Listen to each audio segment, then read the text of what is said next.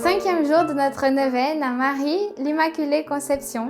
Aujourd'hui, nous prenons comme thème Marie et l'obéissance. Que nous puissions prier aujourd'hui en demandant cette grâce de l'obéissance, en ayant la certitude que Dieu prévoit et veut le meilleur pour chacun de nous. Au nom du Père, du Fils et du Saint-Esprit. Amen. Ô Mère de miséricorde, nous confions à ton cœur et à ton amour le peuple entier et l'Église de cette terre. Garde-nous de toute injustice, de toute division, de toute violence et de toute guerre. Garde-nous de la tentation et de l'esclavage du péché et du mal. Sois avec nous. Aide-nous à vaincre le doute par la foi, l'égoïsme par le service, l'orgueil par la mansuétude, la haine par l'amour.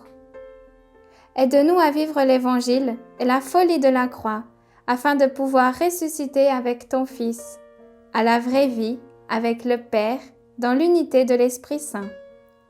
Ô Mère du Christ, sois notre réconfort et donne force à ceux qui souffrent, aux pauvres, à ceux qui sont seuls, aux malades, aux non-aimés, aux abandonnés.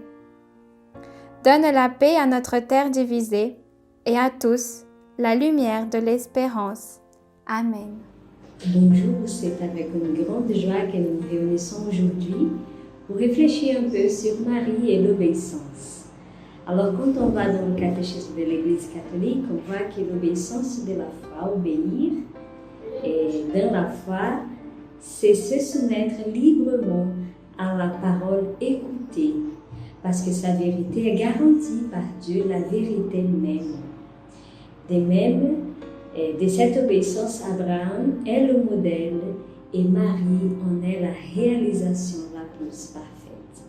Et je suis sûre que là, vous commencez déjà à réfléchir au moment où Marie a écouté cette voix de Dieu et tout de suite, elle a dit oui, elle a obéi, elle s'est mise en marche, elle a pris le chemin pour vivre cette volonté de Dieu qu'elle a accueillie avec amour. Bon, tout de suite après l'annonce de l'ange, elle est partie chez Élisabeth. Et c'est justement une phrase qu'Élisabeth lui dit qui montre cette obéissance. Elle dit « Bienheureuse celle qui a cru ». Donc Marie est celle qui a écouté la voix de Dieu, qui a cru en l'accomplissement de sa promesse pour son peuple. C'est pourquoi toutes les générations disent bienheureuse la Vierge Marie, par son lit, par sa générosité, par cet accueil profond de la voix de Dieu, de sa volonté, de son amour, de sa parole et de sa promesse.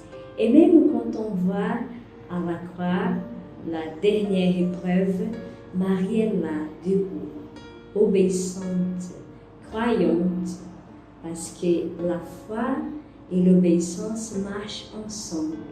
Elle croit en la parole dite, elle croit en la promesse du Très-Haut et elle attend. Elle attend parce qu'elle sait que celui qui a promis est fidèle et il accomplira ses promesses.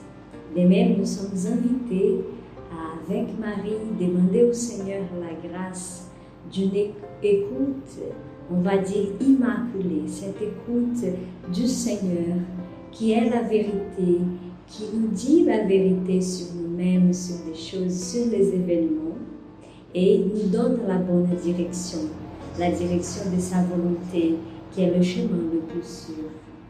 Donc que nous puissions motiver par l'exemple de la Vierge Marie, regarder notre vie et nous poser la question. Cette chose-là que j'ai envie de faire, cette décision que je vais prendre, est-ce que Marie ferait de même? Est-ce que c'est la volonté de Dieu? Seigneur, montre-moi ta volonté. Seigneur, je te confie tout ce que je veux faire. Et toi, je te donne la liberté et je te donne la possibilité de changer si cela n'est pas ta volonté.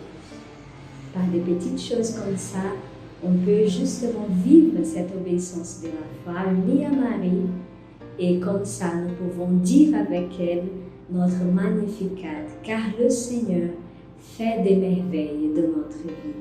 Que le Seigneur vous bénisse, vous garde, que le Seigneur nous donne cette grâce de cette écoute sincère, pas seulement de nos sentiments et de notre volonté, mais cette recherche raffinée de la volonté de Dieu qui tous les jours donne des signes de sa présence dans notre vie.